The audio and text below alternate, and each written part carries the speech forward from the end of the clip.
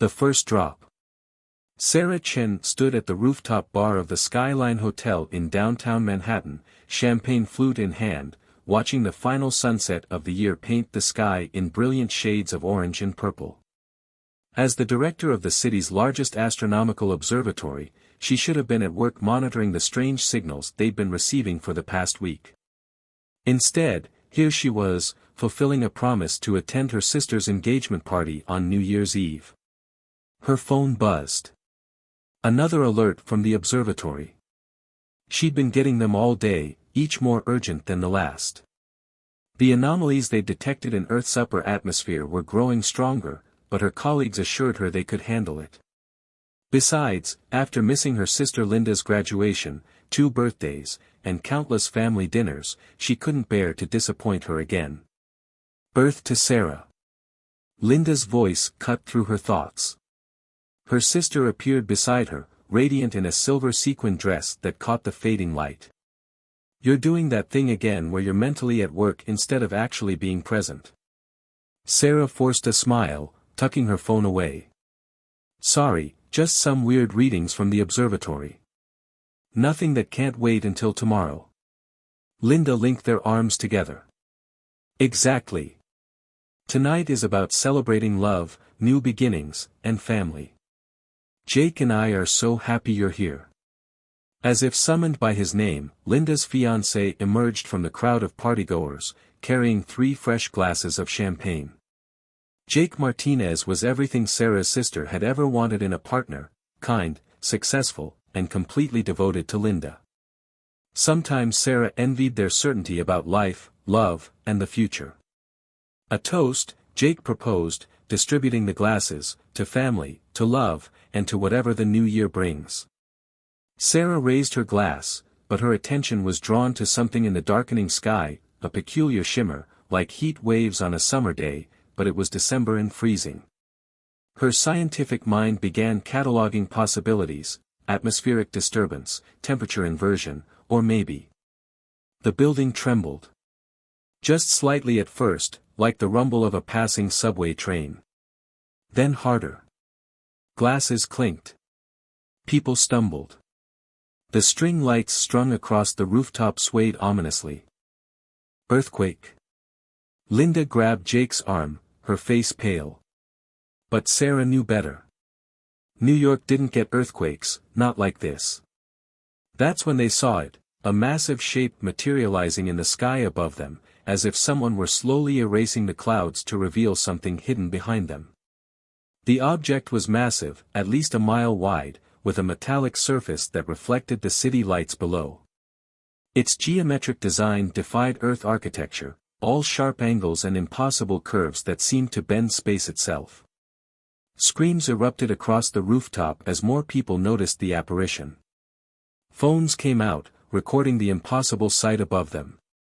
Sarah's own phone was buzzing continuously now, but she couldn't look away from the ship, because that's what it had to be, a spacecraft of clearly non-human origin. "Sarah?" Linda's voice was small, frightened. "What's happening?" Before she could answer, a beam of intense green light shot down from the ship, striking a building several blocks away. There was no explosion, no destruction. Instead, the beam seemed to scan the structure from top to bottom. Similar beams began appearing across the city, methodically sweeping through Manhattan. "We need to get inside. Now." Sarah grabbed her sister's hand, her training kicking in. As a scientist, she'd participated in countless governmental discussions about first contact scenarios. None of them had begun like this. They rushed toward the roof access door along with the panicking crowd.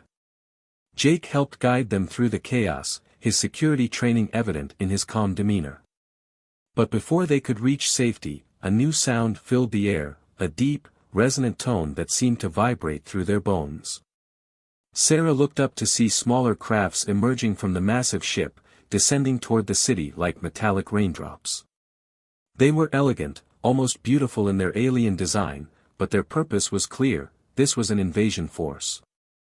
"The stairs will be packed," Jake said as they reached the access door. "We need another way down."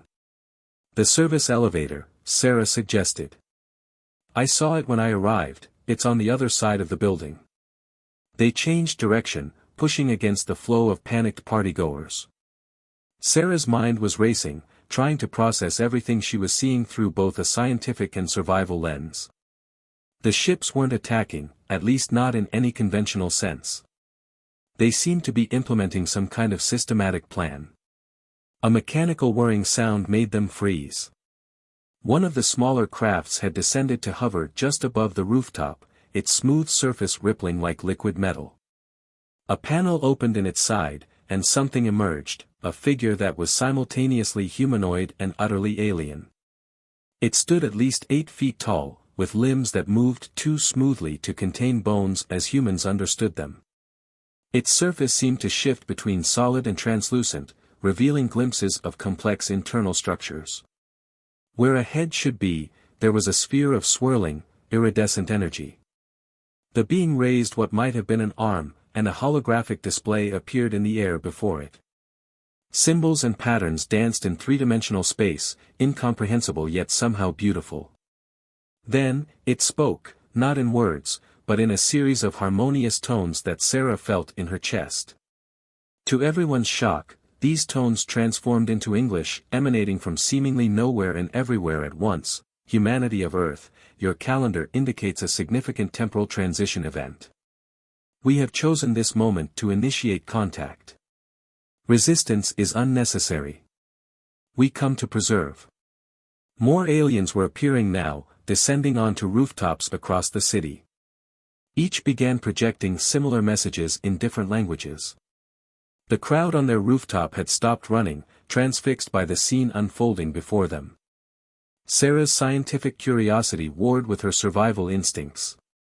The beings weren't attacking, but their presence and technology demonstrated a level of advancement that made humanity's defenses meaningless. What did they mean by preserve? Linda squeezed her hand. Sarah, you've studied this stuff. What do we do? Before she could answer, the alien turned its attention directly to their small group. The sphere of energy that served as its head pulsed with new colors, and it began moving toward them with an unsettling grace. Jake stepped in front of the sisters protectively, but Sarah moved forward instead. Her years of studying the possibilities of extraterrestrial life had prepared her for this moment, or at least, she hoped they had. The alien stopped a few feet away, its internal structures shifting in patterns that suggested intense activity. The holographic display reformed, showing what Sarah recognized as astronomical coordinates, followed by a series of dates, future dates. You understand these? The harmonious tones formed the words with perfect clarity. Sarah nodded slowly. I'm an astronomer. These coordinates, they show multiple near-Earth objects. Asteroids? She studied the dates more carefully, and her blood ran cold. These are impact predictions. The alien's form rippled in what might have been acknowledgement. Your species faces extinction within 47 of your days. We have chosen to intervene. The revelation hit Sarah like a physical blow. Everything she'd dedicated her life to studying, the stars, the cosmos, the search for extraterrestrial life, had led to this moment. But instead of the peaceful scientific exchange she'd imagined, she was facing an alien force that had arrived to save humanity. More ships were appearing now, emerging from what seemed to be a tear in space itself high above the city. The New Year's Eve celebrations across New York had transformed into scenes of chaos and wonder. In the distance, she could hear sirens, helicopters, and the continuous deep resonance of the alien vessels. The being before them raised both arms, and the holographic display expanded to show Earth, surrounded by dozens of massive objects on collision courses. Then it showed something else, the objects being destroyed or deflected by technology beyond human comprehension. We require coordination with your scientific community, the alien stated. You will assist. Sarah felt the weight of the moment press down on her. Behind her, Linda and Jake watched in stunned silence, along with the remaining partygoers who hadn't fled. Above them, more ships continued to emerge, taking positions above every major city on Earth. Their New Year's Eve celebration had become humanity's most significant moment, first contact with an alien civilization that claimed to be their salvation. But Sarah couldn't shake the feeling that there was more to this intervention than their visitors were revealing. As midnight approached, the sky above New York was filled not with fireworks, but with the impossible shapes of alien ships. And Sarah Chen, who had spent her career searching the stars for signs of intelligent life, found herself at the center of humanity's greatest challenge. The alien extended what appeared to be a hand, its surface rippling with patterns of light. "Time is limited. Will you assist?" Sarah looked back at her sister and Jake, then at the chaos unfolding across the city. Finally, she turned to the being and made a decision that would change not only her life but the future of human civilization. "I'll help," she said firmly. "But I need to understand everything. What exactly are we preserving?" The alien's response would set in motion a chain of events that would redefine humanity's place in the universe, and challenge everything they thought they knew about their own survival. The military response. Colonel Marcus Rodriguez stood in the Pentagon's Emergency Operations Center, watching dozens of screens tracking the alien vessels now positioned above every major city on Earth. As the head of the newly formed Extraterrestrial Defense Initiative, EDI, he'd spent years preparing for first contact scenarios. None of his simulations had predicted this. "Sir, we're receiving reports from all commands," Lieutenant Emma Hayes reported, her fingers flying over multiple keyboards. "The vessels are maintaining fixed positions. No aggressive actions reported, but they're changing." Marcus watched as the massive ships above each city began to transform, their surfaces flowing like mercury to create what appeared to be massive energy collection arrays. The smaller vessels continued their methodical scanning of urban infrastructure, using those mysterious green beams that seemed to pass through solid matter. "What about the message?" he asked, referring to the aliens' warning about impending asteroid impacts. "Has NASA confirmed?" "Yes, sir." Emma pulled up a new screen showing data from multiple space observation stations. "They've identified the objects. 27 asteroids, all on collision courses with Earth. The smallest is 300 meters in diameter. The largest." She swallowed hard. "The largest is nearly 10 kilometers across." Marcus felt his jaw tighten. An impact from even one of these objects would be catastrophic. "All of them?" Extinction-level event didn't begin to cover it. "Sir." A new voice cut through the tension. "We're receiving a transmission from New York. Well, you need to see this." The main screen filled with a live feed from Manhattan. Marcus recognized the woman speaking, Dr. Sarah Chen, a leading astronomer who'd consulted with the military on several occasions. She was standing on a rooftop beside one of the alien beings, addressing a camera with remarkable composure. "Confirmation of the threat," she was saying. "The preservers, as they call themselves, have provided detailed astronomical data that checks out. They're here to help, but they need our cooperation. They're requesting immediate contact with military and scientific leadership to coordinate their defensive efforts." Marcus noticed something odd about the transmission. The alien beside Dr. Chen seemed to be projecting some kind of field that was affecting the video quality, creating a subtle distortion that his trained eye couldn't quite process. "Get me a direct line to that rooftop," he ordered. Before his team could comply, every screen in the operations center flickered. The alien beings had somehow accessed their entire communications network simultaneously. A new figure appeared, different from the ones on the rooftops. This entity was larger, its form more complex, with multiple shifting appendages and a core of swirling, multicolored energy. "Colonel Marcus Rodriguez," it said, its voice resonating through the room in perfect English. "I am the coordination node for this preservation effort. We require your assistance to save your species." Marcus straightened, years of training kicking in. "With respect, we need verification of your claims. And an explanation of your methods.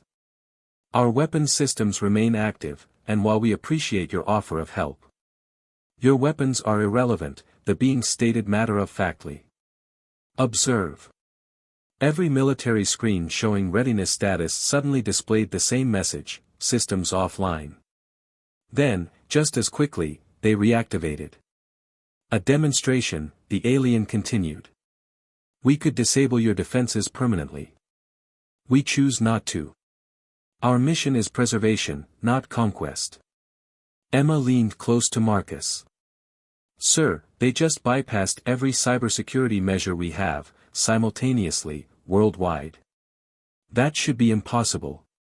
I'm aware, Lieutenant, Marcus replied quietly. He turned back to the alien presence. You've made your point about capability. But you must understand our position. You arrive unannounced, demonstrate overwhelming technological superiority, and tell us we're facing an extinction event. Why should we trust you? The being's form shifted, creating what appeared to be multiple faces, each showing different expressions that seemed almost human. Trust is irrelevant. Time is not. The first impact will occur in 31 of your days. We require access to your military and scientific infrastructure to establish defensive measures.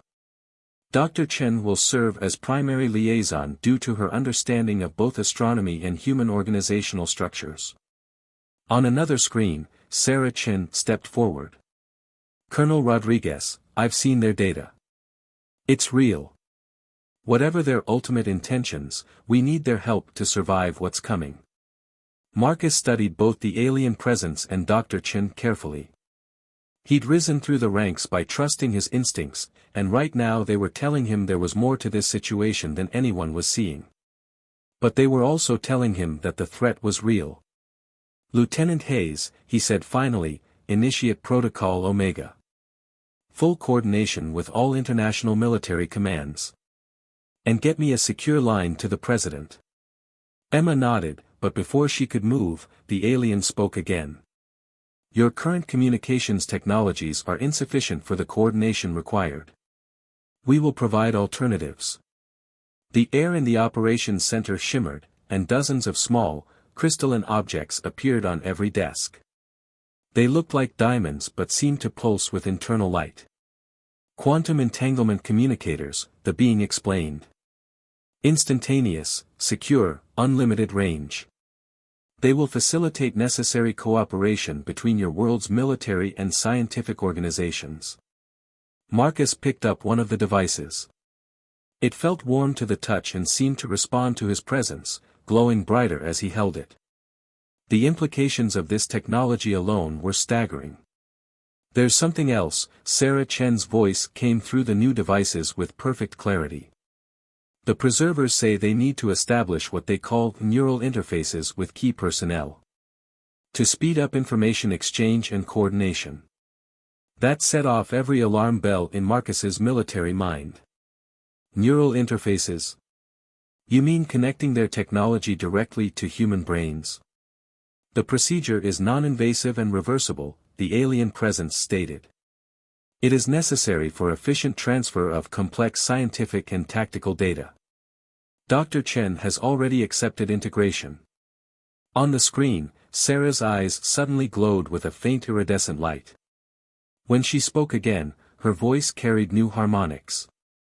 It's extraordinary, Colonel. I can see the astronomical data directly, understand their calculations instantly.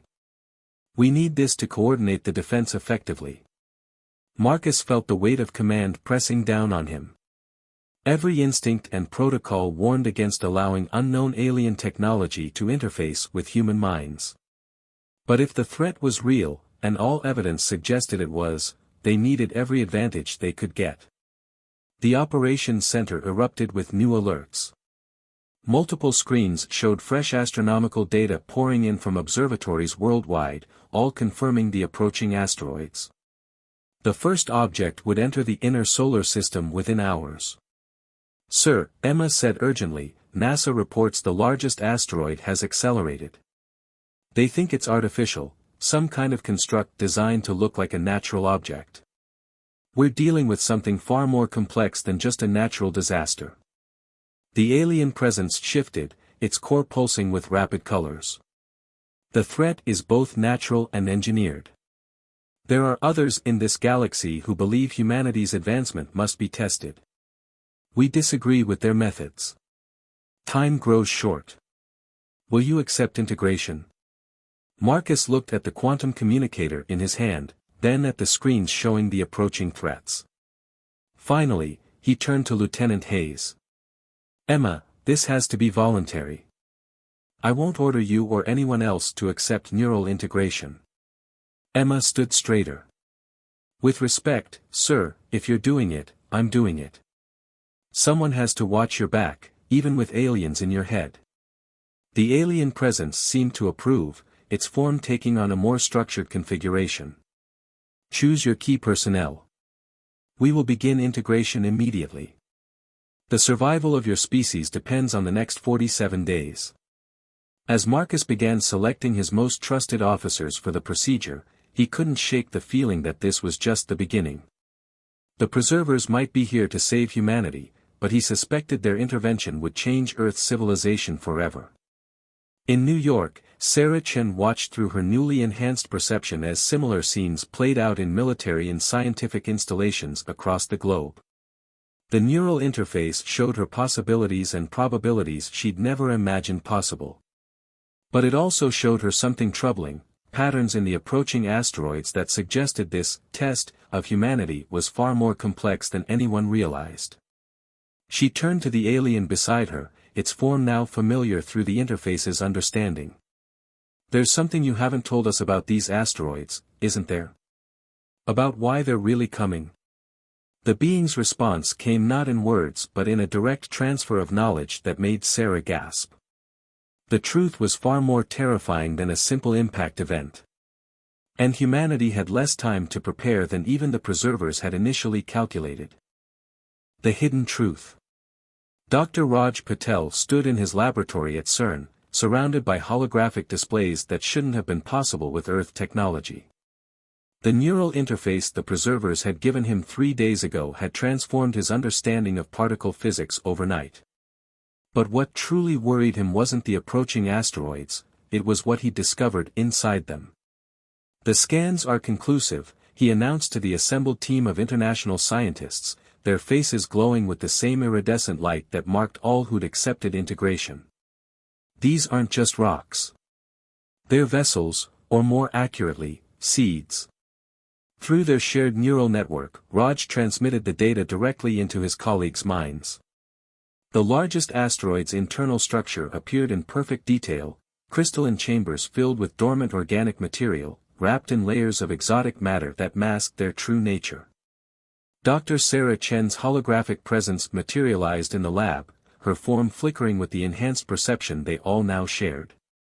Raj is right. The preservers just confirmed what we're seeing. These aren't weapons meant to destroy Earth, they're delivery systems for forced evolution.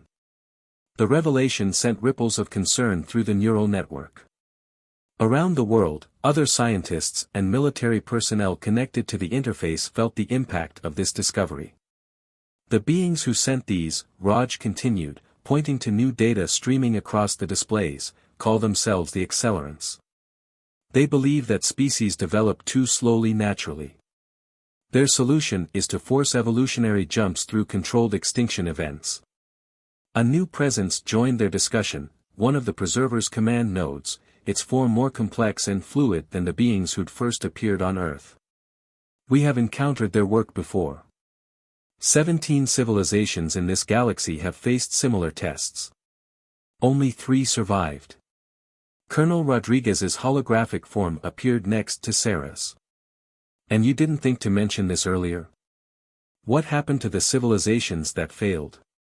The preserver's response came as a direct data transfer, images of worlds transformed, species mutated beyond recognition, entire planetary ecosystems rewritten on a molecular level.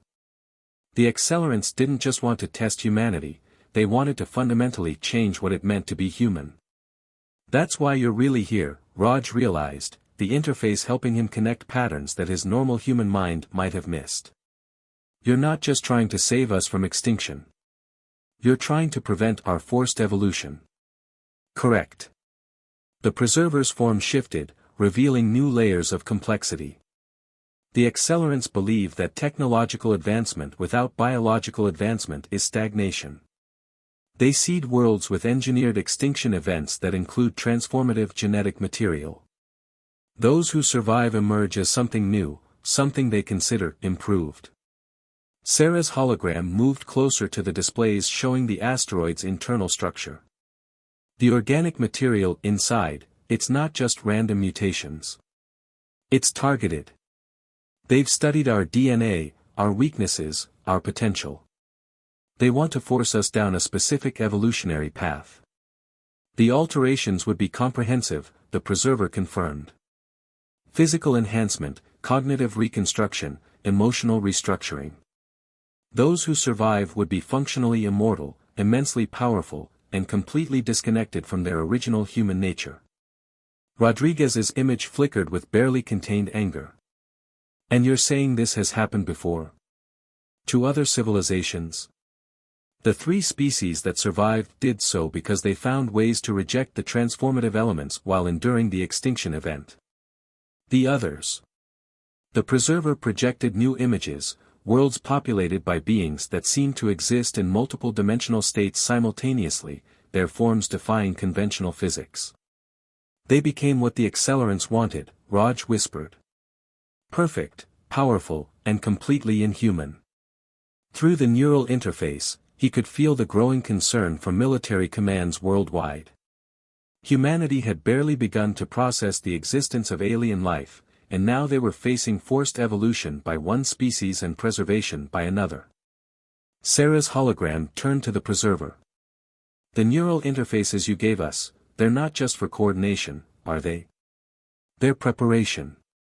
You're showing us what we might become if we fail. Partial understanding, the preserver responded. The interfaces serve multiple purposes. They enhance your natural capabilities without fundamental change. They show you possibilities without forcing transformation.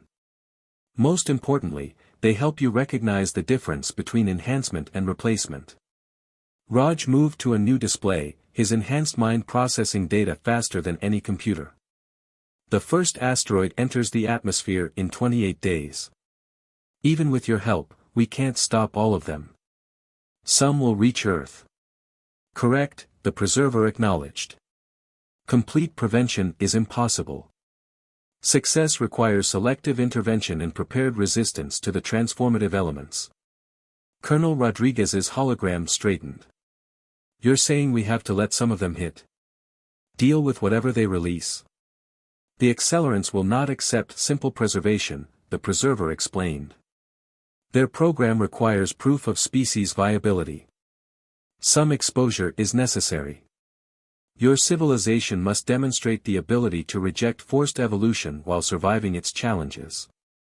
Through the neural network, Raj felt a new emotion emanating from his connected colleagues, not just fear or determination, but a deep understanding of what was truly at stake. This wasn't just about survival anymore. It was about preserving what made them human. Sarah's hologram flickered as she processed new data. There's something else. The interfaces are showing me patterns, connections I couldn't see before. The accelerants and the preservers, they're not just different species. They're different philosophies about life itself. The preserver's form expanded, filling the laboratory with shifting patterns of light and energy. Correct. The fundamental question of cosmic evolution, should life develop according to its own nature, or be forced into optimal forms? Your species now faces this question directly. Raj looked at his transformed laboratory, at his colleagues connected by alien technology, at the holographic displays showing humanity's possible futures. How do we prepare? How do we prove we deserve to remain human? The answer came not from the preserver but from deep within the neural network, a collective realization spreading through the connected minds of Earth's scientists and soldiers. They had 28 days to prepare for an impact that would test not just their survival skills, but their very identity as a species. As the first asteroids entered the solar system, their crystalline chambers pulsing with transformative potential, humanity faced its greatest challenge. And in laboratories, military bases, and command centers around the world, those connected through the Preserver's technology began to formulate a plan that would either save their species, or change it forever. The first impact. Dr. Maya Patel gripped the edges of her desk in the CDC's newly established Xenobiology division as she watched the live feed from Kazakhstan. Despite all their preparations, despite the Preserver's technology and warning, seeing the first asteroid pierce Earth's atmosphere made her heart race. As the world's leading expert in evolutionary biology, she had spent the last 3 weeks helping prepare humanity's biological defenses against what was coming. Now theory would become reality. The neural interface hummed in her consciousness, connecting her to thousands of other scientists and military personnel worldwide. Through their shared perception, she could feel the tension mounting globally as the object descended. "Impact in 3 minutes," announced Colonel Rodriguez's voice through the quantum communicator. "All units maintain position. Dr. Patel, your team ready?" "As ready as we can be," Maya responded, checking the status of her mobile response units positioned around the projected impact site. Each team was equipped with containment technology that seemed impossible just weeks ago: force fields, matter analyzers, and biological dampening fields provided by the Preservers. The asteroid was smaller than the others, only about 100 meters across, but Maya knew size didn't matter. Inside that rocky shell was something that could rewrite the human genome itself.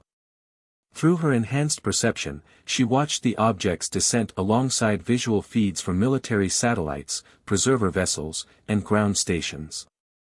The asteroid glowed not with the usual heat of atmospheric entry, but with an inner light that pulsed like a heartbeat. 2 minutes to impact, Rodriguez updated. Preservers confirm no intervention on this one. "It's our test run, people." Maya's mind connected with Dr. Sarah Chen and Dr. Raj Patel through the neural network. Their combined consciousness analyzed the asteroid's trajectory and composition in real time. The outer shell was already cracking, revealing glimpses of the crystalline structure within. "Energy readings are off the scale," Raj reported from CERN. "The transformative materials are activating early. Maya, you need to be ready for immediate dispersal." Through the neural link, Maya accessed the Preserver's database of previous extinction events. The images of transformed species flashed through her mind, civilizations that had failed this test and become something entirely different. She wouldn't let that happen to humanity. 1 minute, Rodriguez counted down. "All units, final positions." The asteroid's descent had turned the night sky into day. Its crystalline core now fully exposed, it trailing streams of luminescent particles that Maya's enhanced perception identified as engineered genetic material. Beautiful, but deadly in its purpose. 30 seconds. "Maya, you have control of the response teams." She straightened in her chair, her consciousness expanding through the neural network to connect with each team leader. The Preservers had shown them how to fight this, but theory and practice were very different things. 10 seconds. Maya watched through 1,000 eyes as the object made its final approach. Time seemed to slow through the neural interface, allowing her to perceive every detail in perfect clarity. Impact. The asteroid struck the empty steppes of Kazakhstan with surprising gentleness, as if it were being placed rather than crashing. There was no explosion, no crater. Instead, the crystalline structure began to unfold like a blooming flower, releasing clouds of shimmering particles into the atmosphere. "All teams, execute containment protocol," Maya ordered. Through the neural link, she could feel the response units activating their Preserver technology, creating overlapping fields designed to contain and neutralize the transformative agents. But something was wrong. The particles weren't behaving like any of their simulations had predicted.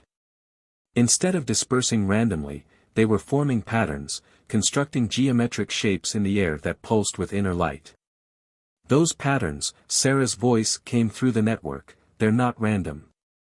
They're DNA sequences," Maya finished, her enhanced mind recognizing the structures. They're showing us what they want us to become.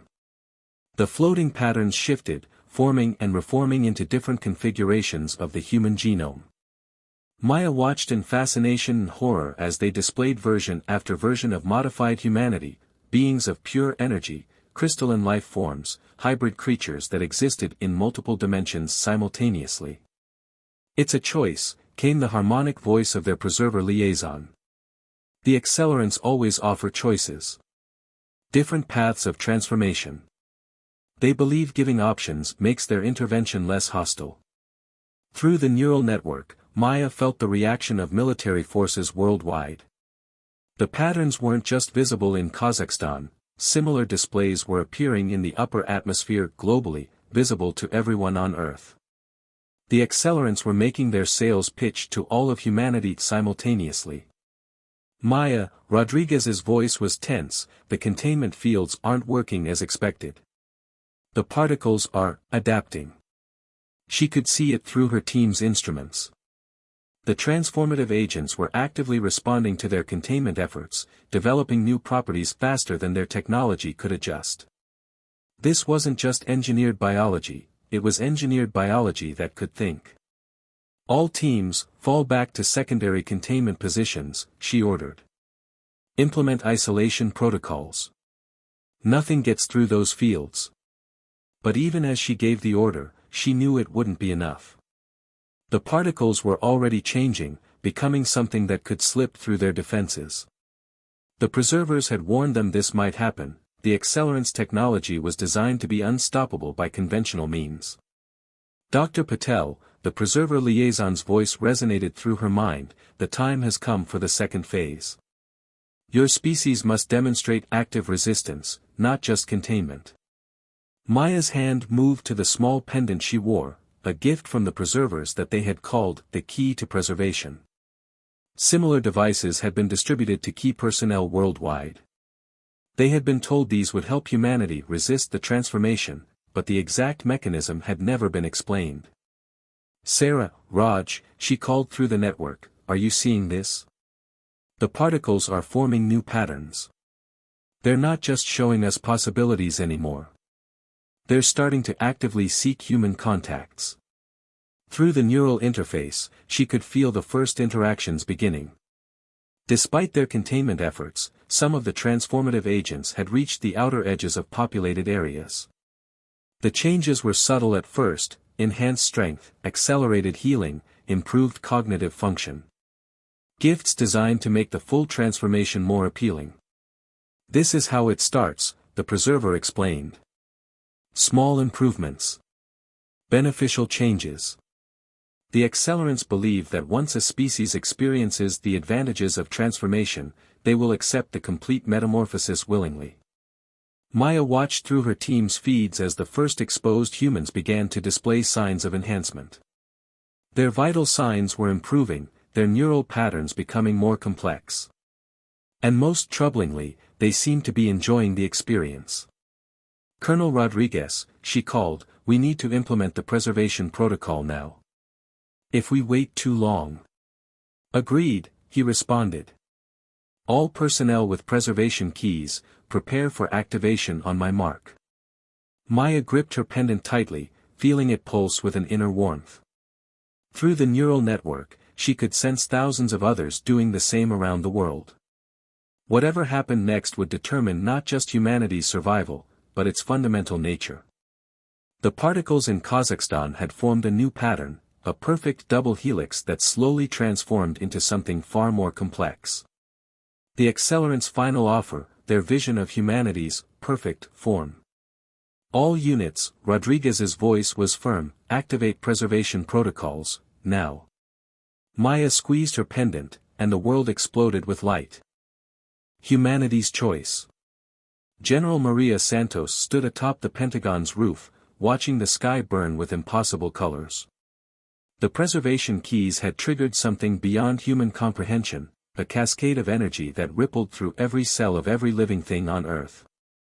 Through her neural interface, she could feel the collective experience of billions of minds as humanity faced its moment of choice. The pendant at her throat pulsed with warm light, synchronizing with thousands of others worldwide. But this wasn't just about the key holders anymore.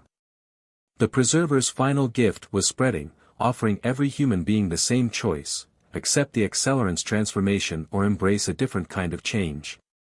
The network is evolving, Dr. Sarah Chen's voice echoed through the quantum communicator. The preservation keys, they're not just defensive technology. They're showing us another way. Maria watched as new patterns formed in the sky, overlapping with the accelerant's offering. Where the invaders showed transcendence through biological reconstruction, the preservers revealed paths of natural development, futures where humanity reached similar heights through gradual, chosen evolution. Through the neural interface, she connected with Maya Patel at the CDC, who was monitoring the biological impact of both transformative agents. The preservation field is containing the accelerant's particles, Maya reported, but it's doing something else too. It's teaching our cells how to resist. The sky above Kazakhstan had become a battlefield of competing visions. The crystalline structures of the first asteroid pulse with increasing urgency, releasing waves of transformative particles that met walls of golden light emanating from the preservation keys. But neither force sought to destroy the other, instead, they offered choices. This was never about stopping the accelerants, Raj Patel's voice came through the network from CERN. The preservers knew we had to face this choice.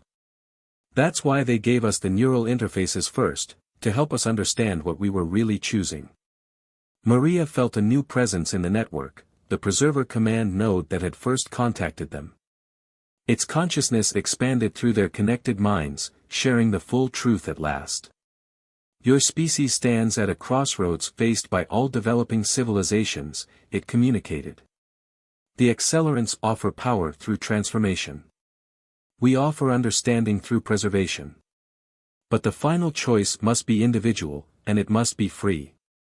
Around the world, humans with neural interfaces shared their enhanced perception with those without, helping Earth's population understand the magnitude of this moment. The accelerant's particles promised physical perfection, immortality, and power beyond imagination. The preservation field offered something subtler, the ability to grow into such capabilities naturally, maintaining human identity through gradual evolution. More asteroids approaching, Colonel Rodriguez reported from New York. Impact sites predicted worldwide. Everyone on Earth will have to choose. Through the neural network, Maria felt the first choices being made. Some humans, drawn by the promise of immediate transcendence, reached out to embrace the accelerant's gift. Their transformations began instantly, beautiful and terrifying to witness. Others activated their connection to the preservation field, choosing to remain human while accepting the tools to evolve naturally. This is what happened to the other civilizations, Sarah Chen realized, her consciousness linked with both alien presences now. The three that survived, they didn't just resist transformation. They chose unified preservation while maintaining their diversity. The sky continued to burn with competing possibilities as more asteroids entered the atmosphere. Each impact released new variants of transformative particles, each offering different paths to transcendence. But the preservation field held strong, powered by the collective choice of billions of human minds. The accelerants believed humanity would fragment, the preserver explained. That your divisions would lead to competing choices, splitting your species into multiple evolutionary branches. This was their true test, not whether you would transform, but whether you could remain unified in the face of transformation. Maria watched as the pattern repeated around the world. Despite their differences, despite the temptation of instant transcendence, humanity was largely choosing preservation. Not out of fear or resistance to change, but out of a shared understanding that their human identity was worth preserving. Through the neural interface, she felt the moment the accelerants recognized their test had failed, or rather, had succeeded in an unexpected way. The crystalline structures began to fold in on themselves, their offerings of transformation dissolving into the preservation field. They're leaving, Raj announced, monitoring the space around Earth. All remaining asteroids are changing course. Not leaving, the preserver corrected. Recognizing. Your species has demonstrated something rare, the ability to choose collective preservation while maintaining individual identity. This is what they truly sought to verify. The sky cleared gradually, the competing lights and patterns fading to reveal familiar stars. But Earth would never be the same. The preservation field had left humanity with something profound, not just the ability to resist unwanted transformation, but the tools and understanding to guide their own evolution. What happens now? Maria asked, feeling the question echoed through billions of connected minds. The preserver's response filled the neural network with images of possible futures, humanity spreading to the stars, developing naturally into something as powerful as the accelerants but maintaining their essential nature. Now you take your place among the preserved species. Not unchanged, but unbroken. Sarah Chen's consciousness touched the network one last time. We're not just preserved. We're preservers now. Part of something larger. As the last traces of the accelerants offer faded from Earth's atmosphere, humanity faced a new dawn. They had chosen to remain human, but with a deeper understanding of what that truly meant. The neural interfaces would remain, linking their species in ways they had never imagined possible. The preservation keys had become part of their biological heritage, offering protection and guidance for natural evolution. Maria looked out over a world forever changed, yet fundamentally preserved. New Year's Eve had brought an invasion, a test, and ultimately, a transformation, but not the one their visitors had expected. Humanity had chosen its own path, unified in diversity, preserved but not stagnant. In the end, they had faced the ultimate choice between transcendence and preservation, and found a third path, one that would lead them to the stars on their own terms, at their own pace, with their humanity intact but their potential unlimited. The true invasion hadn't been of Earth, but of human nature itself. And in choosing preservation over transformation, humanity had proven itself ready for the next stage of cosmic evolution, not as perfect beings, but as perfectly human ones, last edited 29 minutes ago.